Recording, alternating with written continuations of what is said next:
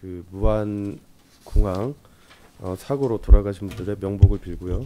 그리고 여기 계신 분들의 신년 새해에도 좋은 일이 가득하시길 빌겠습니다.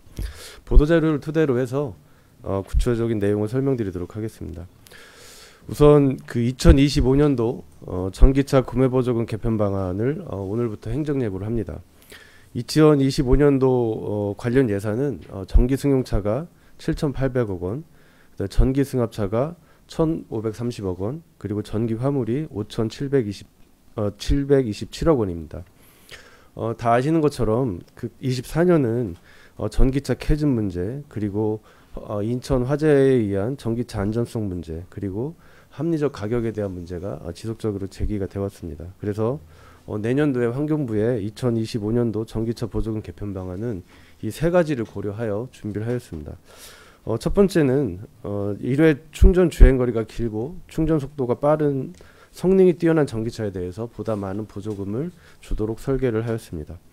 두 번째는 그 안전관리를 용이하게 하는 기능을 도입을 유도하고 제조물 책임을 담보하도록 하는 제작 수입사의 책임을 강화한 내용이 포함되어 있습니다. 그리고 세 번째는 전기차 가격 인하를 유도하고 청년생의 첫차 구매자, 다자녀 가구, 그리고 농업인 실수요자에 대해서 전기차를 선택할 수 있도록 인센티브를 확대하는 방안이 포함되어 있습니다.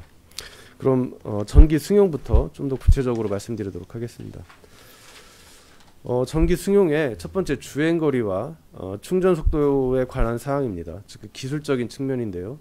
1회 충전 주행거리에 따른 보조금 차등을 강화합니다.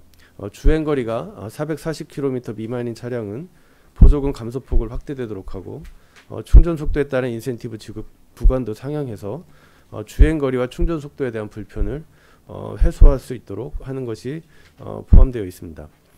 두 번째는 그 배터리 안전성에 관한 사항입니다. 그 배터리 안전성 제고를 위해서 기존 차량 정보 수집 장치 OBD라고 표현하는데요. 탭재 외에도 배터리 충전 정보 제공, 그리고 주차 중 이상 감지 및 알림 기능 제공 등을 제공하는 차량에 대해서 안전 보조금을 지원합니다. 그리고 자동차 제조사가 제조물 책임보험에 가입되어 있지 않은 경우나 충전 전 정보를 충전기에 제공하지 않는 경우에는 보조금을 지급하지 않는 제도를 도입을 하였고, 다만 이 두 가지 제도는 유예 기간을 적용을 해서 기업들이 이 새로운 제도에 대해서 적응해 갈 수 있도록 하는 유예 기간을 제공하고 있습니다. 그리고 배터리 관리 시스템 업데이트가 불가능한 차량에 대해서는 폐차 후 전기차로 구매하는 경우 인센티브를 지원을 합니다. 이 배터리 안전에 관한 사항은 작년 9월 6일 날 정부가 발표한 전기차 안전대책에 포함되어 있는 내용을 중심으로 포함을 하였습니다. 그 다음에 세 번째는 전기차 가격에 관한 사항입니다. 우선 보조금이 전액 지원되는 차량 가격의 기준을 기존 5,500만 원에서 5,300만 원으로 강화하였고, 제작사의 차량 할인 금액 비례한 인센티브 할인 구간이 높아질 수 있도록 설계하여 보다 많은 전기차 할인이 이루어질 수 있도록 유도할 계획입니다. 그리고 청년의 생애 첫 구매 차량에 대해서는 차상위 요건 없이도 보조금 20%를 추가 지원하도록 하고, 다자녀 가구에 대해서도 구매 지원 제도를 계속할 계획입니다. 그 다음은 전기 승합, 전기 버스에 관한 사항입니다. 전기 승합차도 전기 승용차와 비슷한 방향으로 보조금 체계를 개편을 합니다. 첫 번째 주행거리와 안전성 관련인데요. 1회 충전 주행거리가 대형 기준 500km 미만일 경우에는 보조금이 차감되도록 설계를 하였습니다. 그리고 배터리 안전 보조금 1,000만 원 지급 항목에 배터리 관리 시스템, 즉 BMS를 활용한 주차 중 이상 감지 알림 기능을 포함할 경우에 지원하는 내용을 추가하였습니다. 그리고 안전관리 강화를 위해서 전기 승용차와 마찬가지로 제조물 책임보험 가입, 그다음에 충전 정보량 제공 여부에 대해서 안전계수를 설정을 하였고, 사후관리 요건에 대한 사항도 포함을 하여 이거는 26년부터 실시하도록 미리 예고를 하는 사항입니다.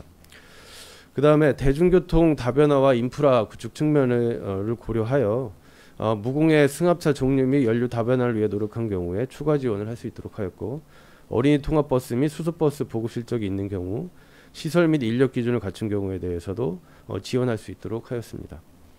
아울러 타 차종 대비 지급되는 보조금 금액이 높은 만큼 보조금 집행 투명성을 제고하기 위해서 제조 수입사와 구매자가 특수관계에 해당하는 경우 재지원 제한 기간 2년을 적용할 방침입니다.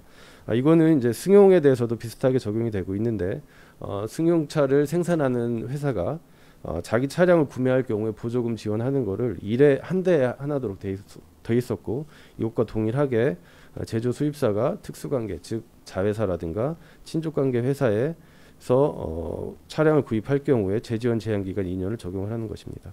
그다음에 마지막으로 어린 통역 차량에 대해서는 최대 1억 1,500만 원, 중형은 1억 원까지 지급하도록 지원을 강화할 예정입니다. 다음은 전기 화물에 관한 사항입니다. 전기 화물도 전기 승용과 동일한 방향성을 가지고 있습니다. 주행거리와 성능에 관해서는 그 1회 충전 주행거리가 280km가 넘는 차량과 고속충전 기능을 갖춘 차량에는 인센티브를 지급을 하고 그다음 보조금이 삭감되는 구간은 충전속도 차등 기준을 90kW에서 100kW로 강화하였습니다. 다음은 안전에 관한 사항입니다. 이것도 앞서 말씀드린 전기 승용과 비슷합니다. 그래서 배터리 안전 보조금을 신설하였고 이 내부 사항에는 충전 중 배터리 상태 정보 제공, 배터리 관리 시스템에 의한 주차 중 이상 감지 및 알림 기능 제공 등이 포함되어 있습니다. 그리고 제조물 책임보험, 충전량 정보 제공, 그리고 안전개수 설정 및 사후 관리 요건 강화에 대한 내용도 포함이 되어 있습니다. 특히 이제 화물차는 농업인의 수요를 좀 진작시키기 위해서 국비 보조금 10%를 추가 지원을 할 예정이고요. 제작사의 차량 할인 금액에 비례한 인센티브를 전기 승용과 유사하게 확대하는 방안을 담고 있습니다.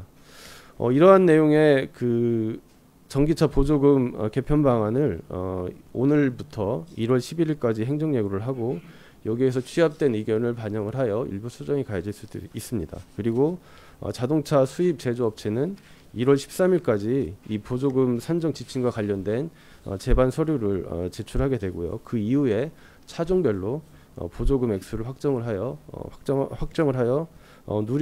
저공해차, 무공해차 통합 누리집에 발표할 예정입니다. 우리가 지금 행정예고를 10일 정도 잡고 있고요. 그 기간 동안에 이제 업체들로부터 관련 자료를 받도록 되어 있습니다. 그래서 관련 자료를 받으면 저희가 바로 차종별로 보조금 액수를 이제 발표를 할 것이고요. 그래서 1월 중하순부터는 실질적으로 가능할 걸로 지금 예상을 하고 있습니다. 지자체 그러니까 일반 소비자가 1월 중하순에는 신청해서 할 수 있다는 거죠? 예, 지자체에 통보하고 뭐 이런 시간 필요 없나요? 지자체가 준비할 시간? 그거는 이제 지자체 통보하는 시간이 필요한데요. 우선은 그 중간에 우리가 좀 시간을 최대한 확보를 해서 미리 이제 조치하려고 하고 있고 최대한 뭐 1월 하순부터는 받을 수 있도록 지금 준비 중에 있습니다. 그리고 아까 말씀드렸던 것 중에 그 수소차라든가 인력 그 장비 기준을 이제 말씀하셨는데요.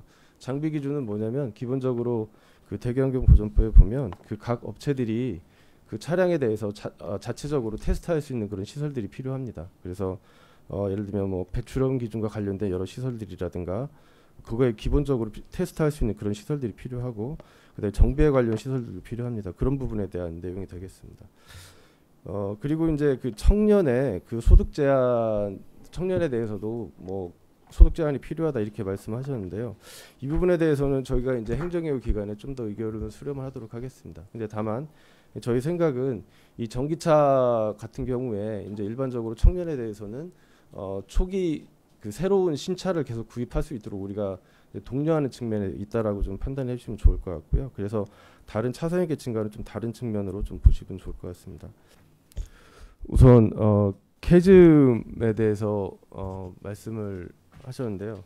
우선 이제 그 정부 보조금이 전기차 승용차 같은 경우에 이제 과거 올해 400만 원에서 내년에 이제 300만 원으로 줄었습니다. 그거는 이제 재정 당국과 이제 협의하면서 그렇게 이제 진행이 된 거고요.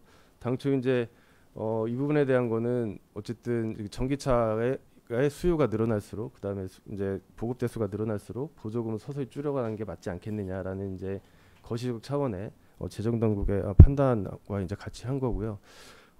그래서 그 국회에서도 이렇게 심의가 돼서 이제 결정이 됐습니다. 그럼 앞으로는 그러면 이 부분에 대해서도 계속 줄일 거냐 아니면 유지가 될 거냐 이 부분에 대해서는 아마 내년 예산을 26년 예산을 편성을 하면서 논의가 되지 않겠나 이렇게 생각을 하고 있습니다. 올해 올해 보급 대수 계획은 지금 질문하신 거는 어쨌든 이 단가로 질문하신 건가요? 그러니까 이제 저는 이게 불용액이 좀 생긴다는 거는 좀 계획 대비 현실하고 좀 맞지 않는다는 얘기잖아요. 근데 일부 분야는 너무나 좀 차이가 나고 일부 분야는 기대 이상으로 좀 늘어났고 막 그런 거 보면은 올해는 현실적인 좀 계획이 좀 수립되어야 된다고 보는데 그렇게 되어 있는지가 궁금해서요. 예, 우선은 이제 작년 같은 경우에 24년 같은 경우에 그 저희가 애초에 예상했던 것보다는 사실은 불용액도 상당하고 그다음에 이제 차가 많이 이제 팔리지 않은 그런 좀 한계가 있었습니다. 여러 가지 이제 뭐 캐즘과 황제 이 부분도 있었는데요. 올해 저희가 이제 그 계획을 수립을 한 거는 기본적으로 과거보다는 좀 많이 차량 보급 대수가 줄어들지 않는다라는 이제 정부의 시그널이 필요한 측면도 하나가 있고 두 번째는 이제 올해 같은 경우 저희가 예상하기 좀 불확실한 부분도 있지만 전기차 수요가 이제 늘어날 거에 대비해서 적정 물량을 좀 더 확보해놓은 그런 측면도 있습니다.